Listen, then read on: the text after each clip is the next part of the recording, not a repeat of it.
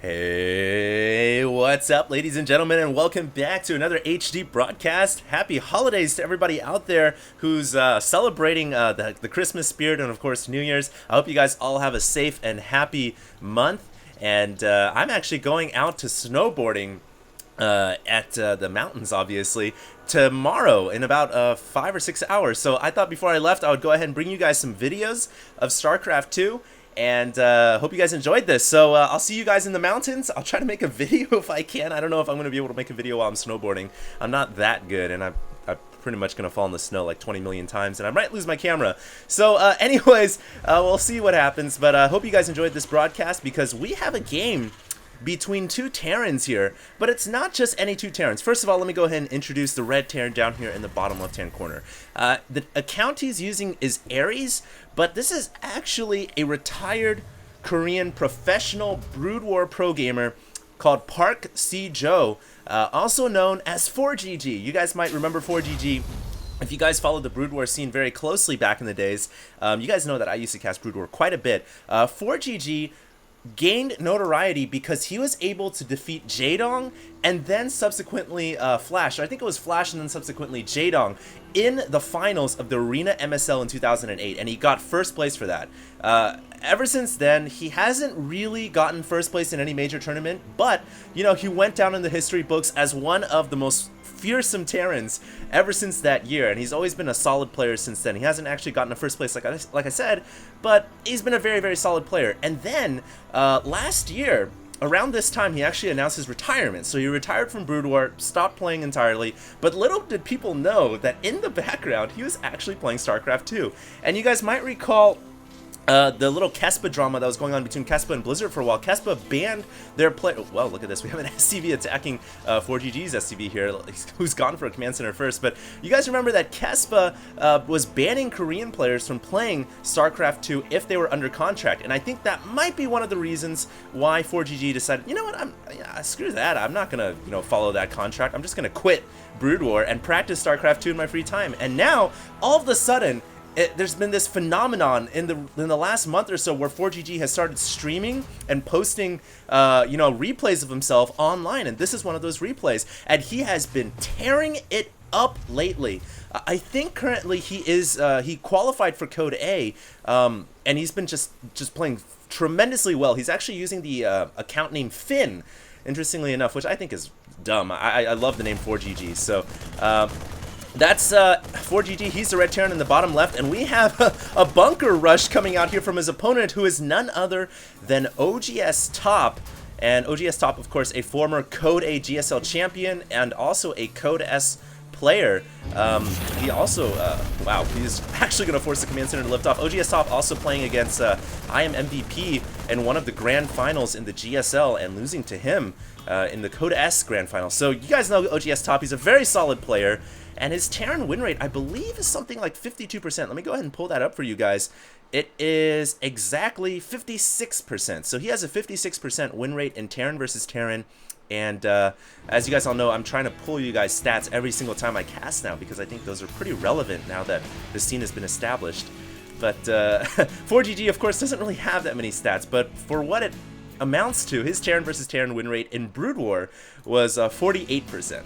So I'm excited for this game. Obviously, you guys know that I am always on the lookout for the best replays of the week, I guess you could say, and I'm always going to be bringing you guys the highlight replays throughout the community, and that's what I'm going to be focusing my channel on from here on out. So hopefully you guys enjoyed this game between two very, very top level Korean pro gamers. Now, oGs.Top did go ahead and open up with a command center. Looks like he one racks expanded into 2 more raxes, into a total of 3 with 2 gases, and this bunker rush. Man, this thing has paid off dividends. Look at forGG so far. forGG has not been mining out of this natural. He is actually going to be falling behind in economy very, very quickly, simply because he just doesn't have a command center landed here, whereas his counterpart Terran is already mining happily away, making quite a bit more money per minute. And even that gas also doubling up as well. So forGG needs to break this bunker. And there's only 2 Marines here. The difficulty with dealing with bunker. Look at oGs.Top kind of taunting him. Come on, come into my house. The difficulty with dealing with bunkers, of course, is you don't really know how many Marines are inside it. You could actually just leave an SCV in here and it would look like a fully loaded bunker to the enemy eye, as long as those lights are on inside the building. Our SCVs You just really don't know. So I guess you can understand forGG's hesitation here, but do not hesitate. forGG needs to go in and make something happen here, and it looks like Top went ahead and salvaged the bunker. So he wants to save those 2 Marines, or at least one, it looks like. One of them actually going down. And now finally, after a good 4 or so minutes of delay, forGG is able to land his natural down. But man, that was really devastating. You guys can see the toll it took on his economy, just down by 6 harvesters now, and down by a good 8 supply total as well. He's trying to add on that factory, but it got scanned. He has quite a few Marines, don't get me wrong.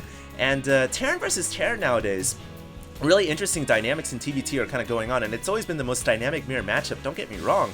But TVT nowadays, a lot of Koreans are just bucking Marines. They almost forego tanks in the early to mid game, and they just try to go mass, for lack of a better word, Chinese infantry, and they just go all out with a bunch of upgraded Marines, and it's actually really, really effective. And we're kind of seeing that between these two guys right now. No tank production yet. In fact, quick medevac production for oGs.Top. Oh, it looks like forGG is going to run in here, and oTop already has stim. forGG doesn't have stim, and oGs.Top is going to destroy this Marine count. Oh, he fell back right there to more reinforcements, but yeah, he's going to have more than enough to clean up forGG's Marines. And if forGG wasn't behind already, he is certainly behind now. He is now down by a good 17 supply or so, 18 supply now, as you guys can see, and he still is just now starting stim pack. Oh man, this is pretty devastating. Both players going for quick medevacs into their bio, so they're just going to completely forego tanks in this game.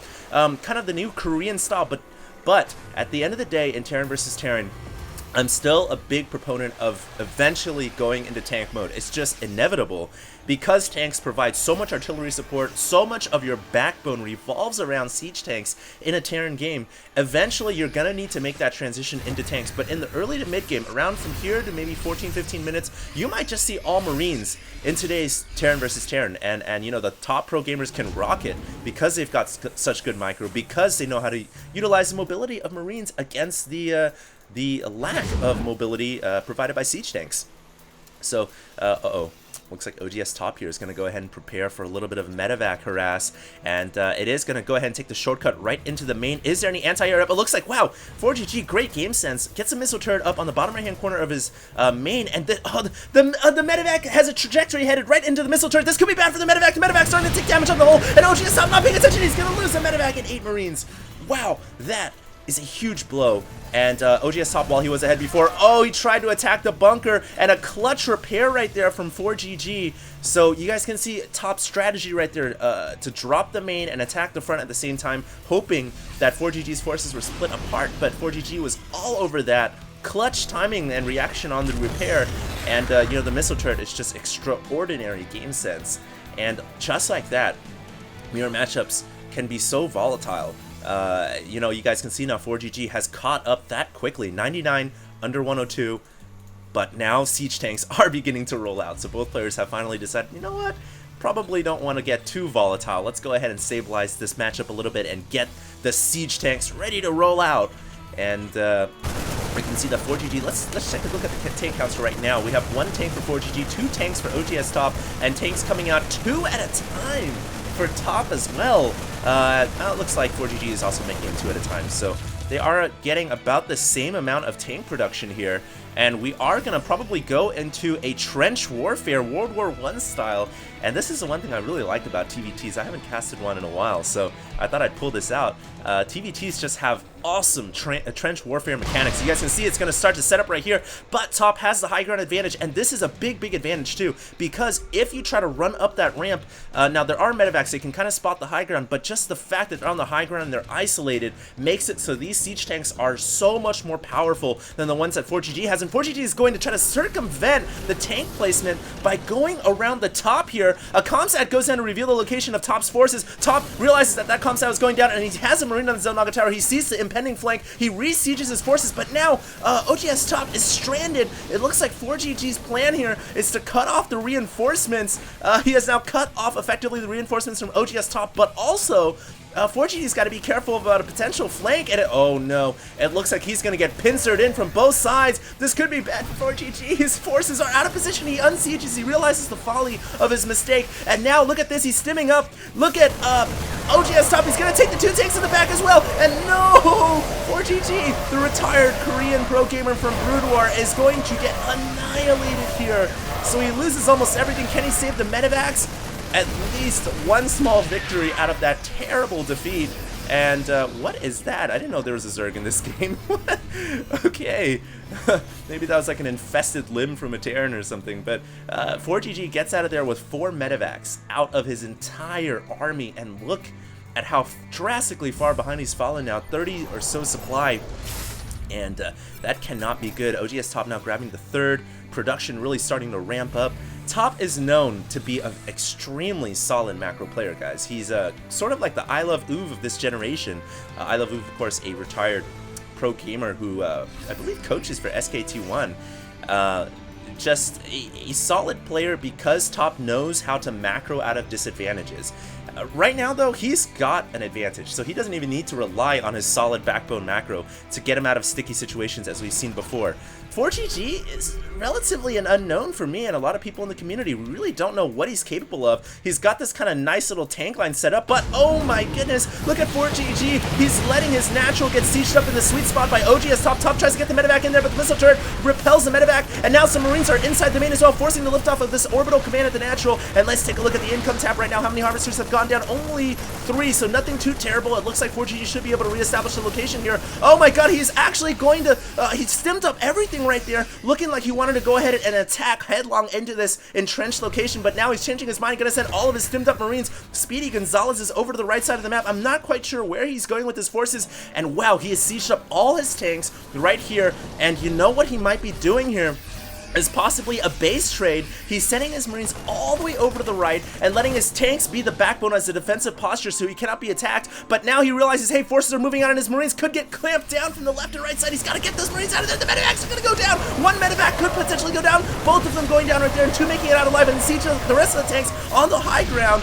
And that high ground location gonna help so much. Look at the carnage and debris left behind from all the Marines that just had their bodies exploded limb from limb by all the tank fire. And it looks like now forGG gonna go ahead and pull back, but he still does not have any control over his natural. Look at these 4 Marines behind the mineral line at 1-2 upgrades apiece, and wow, it looks like forGG now not even gonna worry about that. Gonna go to the top, and Top at the top is also going to take out this location too. So he's gonna siege up on the high ground, and this is almost like watching an advanced game of chess right now. Both players just plotting their next maneuvers, plotting where they should go in terms of, you know, their APM, where their forces need to be established, what position. We can see splitting of forces right now, and really it's just an advanced game of chess right now. Whoever makes a mistake could end up costing them the game, and it looks like forGG might end up losing a tank or 2 here. No, he saves it by pulling it to the back at the very last second. But my goodness, look at Top's tank production. He has got a total of 18 tanks over 14, so he's got a 4 tank advantage. forGG at 2-2 Marines, oGs.Top also at 2-2 Marines, so the upgrade's fairly even, and all of a sudden forGG has found a way to go to the right side. Despite the entrenched tanks on the northern position, it looks like both players are setting up to go for a base race situation here. This rarely happens in Terran versus Terran just due to the way that it's such a defensive-based game, but it looks like forGG has found a way to exploit that weakness. He's going straight into the natural, but look at this tank army. It's the Panzer Commander army from oGs.Top. Even though he isn't German, he's just got so many tanks. He is launching an all-out blitzkrieg right now against forGG, and forGG's entire production facility going to go down here. All of these production barracks and factories are going to fall. We can see oGs.Top hard at work. At the same time, forGG also doing the same thing too. And it's really just going to be a base race in Terran versus Terran. Not a very common situation at all. We do see this in Protoss versus Protoss, but not that often in TVT. Look at that orbital command. It did go down. SCVs tried to repair it, but it did not work out. And it looks like forGG is going to take out pretty much everything inside the main, as his entire main has been cleaved to shreds as well. And now all of a sudden oGs.Top says, you know what, I'm just going to leave a couple Marines there, and I'm going to send in all the rest of my tanks to go back into a defensive position. A lot of barracks actually made it out. This is really smart by forGG. If you're going to go into a base trade situation, these barracks are invaluable. You're going to need them to produce more units.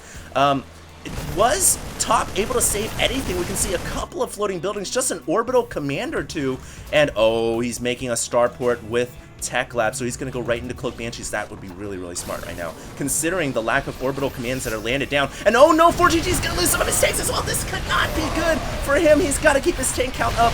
Anytime you're in a base trade situation, every unit so much more valuable than before, because you're so hard pressed to produce more units. In fact, we can see that really, all these barracks aren't even able to land yet. In fact, they got to find somewhere to land, but the SCV is kind of scouting that location out. So if you look in the mini-map right now, it's a little bit hectic, but both players are kind of just up in the air, utilizing the ability for Terrans to defy the laws of physics as we know it and lift off into the skies and just stay up in the air. And oh no, what is forGG doing? I don't know. It looks like he was able to pick off the frontal tank. Okay, that worked out pretty well. Look at those two tanks at 1 HP and 13 HP, so that could have gone pretty badly for him. And now, I don't know what forGG is doing. Oh my god, look at the Gauss rifles and pieces and bits of armor from the Marines just exploding in all the directions. forGG's got to be careful how he plays this out, because I think his tank count and his Marine count is considerably lower based on that supply count you guys can see at the top right. And just look at the mini-map now, it's insane! There's buildings being built everywhere, and orbital command center being built at the top, command center being built at the left, the Panzer army just waiting in the middle of the map, dominant map control, a couple of Marines killing off forGG's army, and don't forget about that Cloak Banshee being built over on the right, but the barracks are going to... They might be able to scout it. I think forGG will see it, but the question is he going to pay attention to the top right? If he does, in fact, scout that location. Oh no, I don't think he's going to see it. I don't think he's going to see it, and Cloak is already done. Is there a Banshee out in the skies yet? Yes, there is actually. forGG right now in the bottom left-hand corner trying to establish a new orbital where oGs.Top's natural once was. And here's the Cloak Banshee. 1 kill, 2 kills. Is there any scan ready to go? Yes, there is! Somehow, someway, forGG saves up enough energy for his scan. He only had 1 orbital this entire game, and I don't know how he did it, but he did it. And he had enough energy for his scan. And look now, both players just trying to produce out of whatever barracks they've got. And funnily enough, we have both players producing from the top left-hand corner here. Marines just kind of building one-on-one. They're just going to kill each other at the choke right here. And uh-oh, another Banshee, but it does go down. It does go down. And that actually helps forGG quite a bit in this insane base trade scenario. And the reason why I say that is because, you know, you're down in resources, you're investing heavily into Cloak and Banshees and Starport, you're building a third one right now, is oGs.Top, and they really haven't paid off quite yet. So this is not working out too well for Top. He's kind of throwing away whatever army advantage he's got in this very, very close game. A couple of Marines going to go ahead and drop off and maybe pick off this orbital command depending on whether or not they sim. It looks like oGs.Top coming in with another Banshee, going to start to do some damage. It looks like he's going to ward away all his tanks, and he's going to actually roll in with everything he's got here. oGs.Top going to go for the jugular here, doesn't even care, wants to siege up everything, but he's on the low ground. He's got to siege up all his tanks right now. This could be a crucial mistake, but I think he's got more than enough forces to clean up these tanks, and it does look like he's going to destroy the entire army, and forGG forced into a nomadic scenario. He's got to lift off and find a new home. This orbital command should make it out of here, and meanwhile, looks like this one did survive the little Marine drop here, and there's just skirmishes happening all over the map. Look at how many red and blue dots are next to each other, guys, on the map. We have attacks happening literally everywhere, and no doubt these players' APMs are being taxed to the maximum right now because they've got to control so many different locations at once. This is insane. I mean, this is almost damn near impossible to cast considering there's like 5 different battles happening all at once, and it looks like forGG's strategy here is, you know what, let down a little bit on the gas pedal and maybe just hunker down, set up a shop at one of the unmined expansions, and start to build up a real army rather than playing this kind of campaign-esque 1 versus 1 style where you don't even mine or build anything. So I actually really agree with that. I think that is his ticket to winning this game because oGs.Top still has a formidable tank count. In fact, let's look at the units tab. He has 10 tanks, forGG has 27 Marines, and I'm sorry, 27 Marines against sieged up tanks are not going to work, although they do have mobility here. It looks like they're going to take the middle of the map, and they might be able to kill off a command center. It is burning! It is on fire! The roof is on fire! Let it burn down, and it's at 75 HP. Will he be able to finish it off or not? It looks like he is going to go ahead and get those medevacs in there. Oh man, if he drops over these sieged up tanks, that would be very, very risky. But he might be able to get a huge tank bomb, but no, too many tanks unsieged. oGs.Top all over that, and forGG just itching for the kill on that command center, but is it going to get repaired? It looks like it is getting repaired by a meal down in the bottom right as the meal's life expires. So that command center will probably live. He might want to repair it one more time because it's still burning up. But this game is just absolutely insane right now. Just looking at the unit count, you'd think forGG is way far behind. I think he is way far behind it actually. He's down by 10 tanks.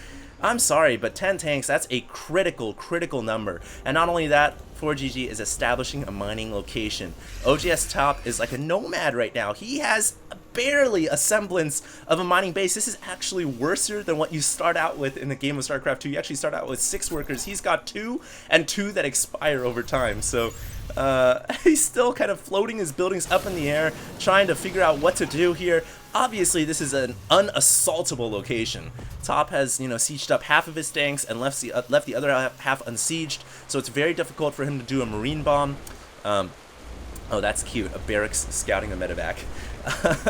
The one thing that forGG's got going for him is this great map control he's got, provided by the mobility of the Marines. In fact, good spread right here from his Marines. It looks like he's really going to go hunting for that